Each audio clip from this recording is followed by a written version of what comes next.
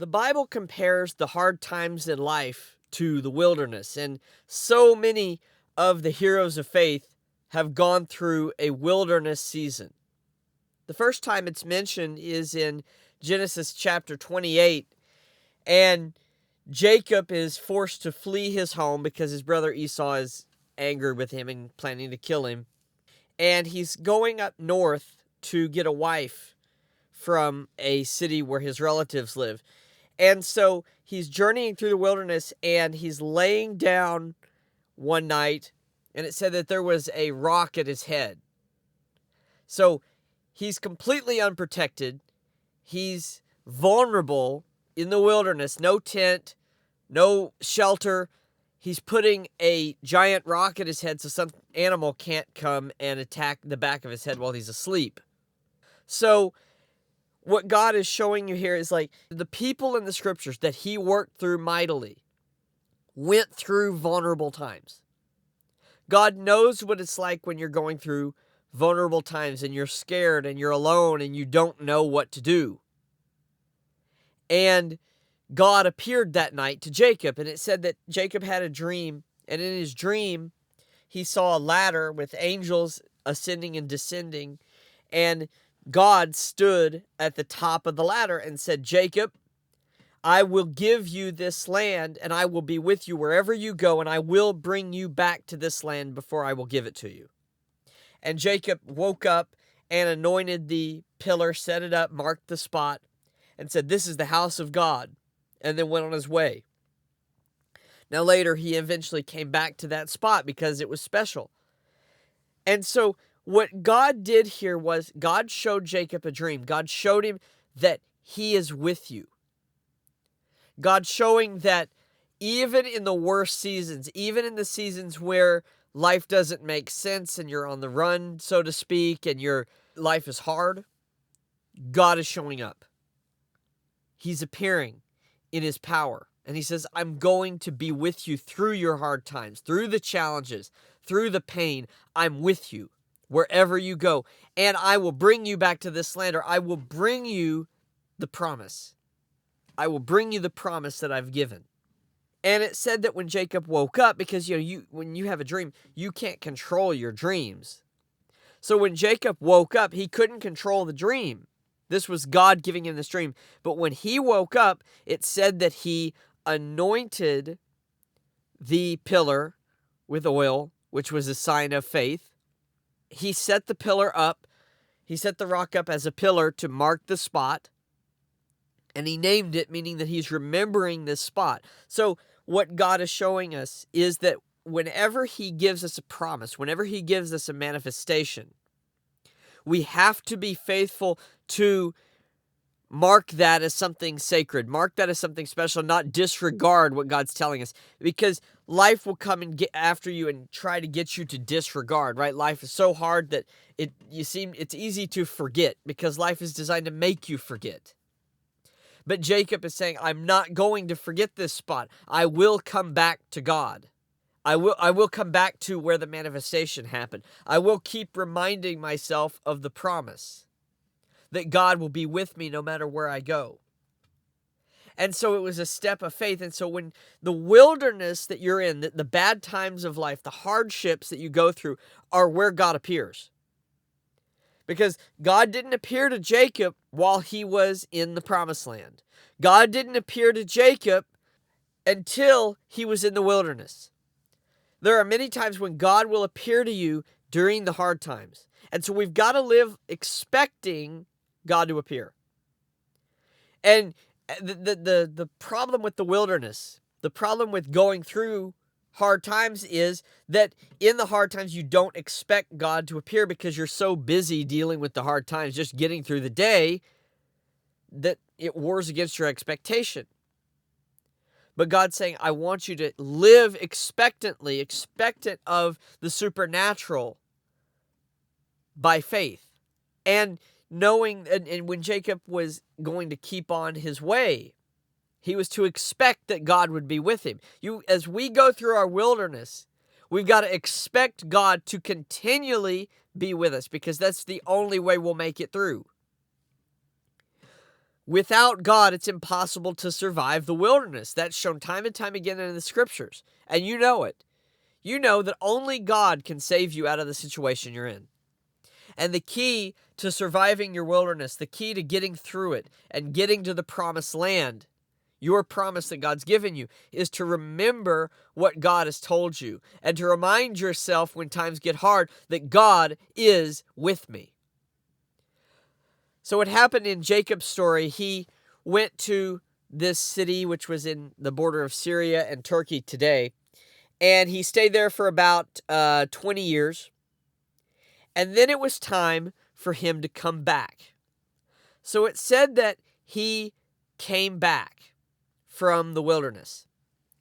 And when he was coming back, he had his wives, his children, his flocks, his herds, everything he had was coming with him. He had been blessed. God really had been with him.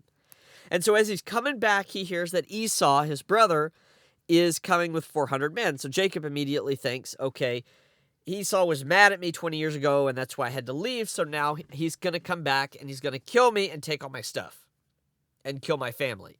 So Jacob is in a panic. He divides his family up into two camps. So if Esau attacks one, the other will get away. But it says that Jacob slept by himself. He stayed alone in Genesis chapter 32, and then something really weird happens. It says that Jacob wrestled with an angel until daybreak. It doesn't mention that the angel appears. It doesn't mention how the wrestling got started. It just mentions that in passing, like that's just a normal occurrence, that Jacob is wrestling this angel. And I've always wrestled with that, excuse the pun. What does it mean? What does this strange passage have to do with anything? And the passage continues, and it says that the angel touched the socket of Jacob's hip, and it was out of joint while they wrestled. And then it said that when the angel saw that he did not prevail against Jacob, he said, "Let me go, for the day breaks." And Jacob said, "I will not let you go until you bless me." So the angel of the Lord blessed him and said, "Your name shall no longer be Jacob, but Israel shall be your name." And then he let him go, and he disappeared. And Jacob said, "I've seen the face of God and still live." And it said that when the sun rose, he walked out from that place as the sun rose upon him, and he walked with a limp. So what does this mean, right? What does this wrestling with God mean? We're not supposed to be wrestling with God in the sense of it's conditional upon what we deem as necessary, and we can't wrestle with God in the sense of like, I don't believe you. And yet we all go through times where we're wrestling with our faith, and life is attacking us with everything it's got, and we're holding on to our faith saying, I will not let go of my faith. I will not let go of the truth until I receive the promise. And I think that's the meaning of it. You know, because Jacob really was wrestling with himself. He was wrestling with God, but he was also wrestling with the belief that God would bless him. Well, he was already blessed by God. Remember? Because the first time Jacob was in the wilderness, he was blessed by God. So he's wrestling with the promise. And the promise is embodied for the purposes of the story, and in reality, it was the angel of the Lord. So God's using a physical wrestling match to show a spiritual truth. So when we're in our wilderness season, when hard times are there, because remember, Jacob wasn't just traveling down the road, right? He was in the middle of nowhere, knowing that the next day he was going to confront his brother Esau, try to be peaceful. He was trying to be peaceful, but he knew that Esau could kill him. He knew that Esau was angry with him, that he probably was going to die the next day.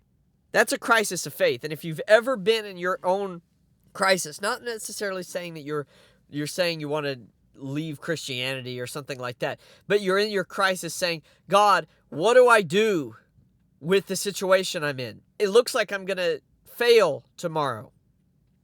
It looks like it's going to be hard for me and that you're not going to show up, God. So what do I do? What do I do, God? That's wrestling. It's a spiritual wrestling match. And what Jacob did that helped him to prevail was he said, I will not let go until you bless me. We've got to hold tight to our faith in God. Hold tight to the promise that God has given us, because in the wilderness, there are forces trying to tear us apart. But we have to choose, in order to prevail, we have to choose to not let go until the promise is fulfilled, to keep holding on tightly as the situations attack, to keep holding on to our faith in God, knowing that He will come through because He's faithful. And it said that because Jacob held on, he was blessed. When God blesses the people that hold on, God blesses the men who do not give up on their faith. He'll bless you if you stand with Him against all odds. The heroes of the Bible all went through hell and back. Joseph was sold as a slave. Abraham had to leave his home. David was run out of his good life. Kings were attacked by enemies and threatened to be executed and skinned alive. All of the heroes of faith had to go through bad times in order to receive from God. Every one of them had to go through something in order for God to show up. And that something is the wilderness season. Now, when with many of the biblical characters, they were in a physical wilderness because God knows we're in a spiritual wilderness. We don't know what to do. We feel isolated. We're surrounded by issues. And God is saying, do not let go of the promise that He's given us. Do not let go of the manifestation that God has promised you. And if you don't let go, and if you keep holding on to your faith, even when times are tough, God will reward that and show you the promise. Now, as you're going through the wilderness, it said that Jacob, after he won the wrestling match, it said that he walked with a limp. And so Jacob lived humble, right? Because remember, the limp was a reminder. It wasn't that God makes people sick, because God doesn't do that. He made Jacob walk with a limp as a reminder that you walk because I let you walk. You won because I let you win. Remember, Jacob didn't defeat God, right? The angel just barely touched the socket of his hip to let him know, I'm going easy on you. I could completely win because I've got the supernatural. It wasn't that God was saying you need to defeat me and your hardened will needs to be against mine. No, God wanted Jacob to win. God wants you to keep holding on. And if you keep holding on, God will show you His blessings. But with Jacob, he said he walked with a limp because it was a reminder that the promise was with him, because Jacob had a lot more life to live. He had a lot more things to go through. And God gave him that as a sign, saying, remember that every time you walk, remember the time you wrestled and you said, I will not let go. It's a humility knowing that I will pursue God with everything I've got, but God is with me. And God will not allow me to fail because I'm serving Him, because He loves me. He loves me enough to give me these promises. And you see that the next time we see the wilderness is in Exodus chapter 3 and chapter 4, and Moses is out there in the wilderness and the burning bush happens. And God appears to him and He says, tell Pharaoh, let my people go and take the Israelites back to the promised land. And Moses said, who am I that I should take the children of Israel out of Egypt? And God says He says, this should be a sign to you that you shall worship me on this mountain. Notice the sign comes after the test. We want the signs before, right? But we've got to live with this humble spirit. The humility that God gives you. Because, when you wrestle with God, there is something about, it is a humbling thing, because you can't win. It's not based on your faith. Your faith is not strong enough. But it's a case of if you hold on to God, God will hold on to you. Remember James chapter 4 said, draw near to God and He will draw near to you. There's no closer people than two people who are wrestling. They're drawing near, right? They're doing holds, and God's saying, I know you're wrestling with your faith. I know that there are times when you don't feel like you don't feel like the promise is manifesting, but keep holding on because I'm faithful. And we got to live life with that humble spirit that it isn't something that we do. It's based on what God does. And so what God told Moses was, I want you to go out there and take the step of faith, knowing that I'm going to be with you and that you'll see the sign after the test. It's that we can't live in the wilderness based on signs, because signs come and go. You know, there are certain things in the Bible like healing and salvation that are God's will. We know they're God's will. He said in the Bible, they're his will. But there's other things like signs. You know, that is completely up to God's will, and it's different for each person in each situation. God may give a sign to you and not give a sign to somebody else. Or God may give a sign to somebody else and not give a sign to you, because that is entirely up to his will. And we cannot live life hunting for signs. Moses got his sign saying, remember the burning bush because you'll see it again. His sign was in his memory. It wasn't that when you get to Egypt, I'll show you some more signs. You know, Moses had to confront Pharaoh before the signs showed up. Faith comes before signs. If you're seeing a sign, it means you're stepping out in faith. Now keep going, keep going, keep going, keep going, keep holding on, keep wrestling, keep standing with God, because it's coming. Your manifestation, your promise is coming. And so what God showed is that the signs that we're looking for only will take place as we take steps of faith, not before. Now, Moses said, suppose the Israelites will not listen to me. And God said, Moses, what is that in your hand? He said, a rod. He said, throw the rod on the ground. So he threw the rod on the ground. He said, pick it up by the tail. See, it's trust. One thing you learn in the wilderness that you can't learn anywhere else is trust. So he picked up the snake by the tail, and it turned back into a rod. So then God said to Moses, stick your hand in your robe. So he stuck his hand in his robe, and he pulled it out, and it was leprous, full of leprosy. And God says, put your hand back in your robe. Now, leprosy can infect clothing.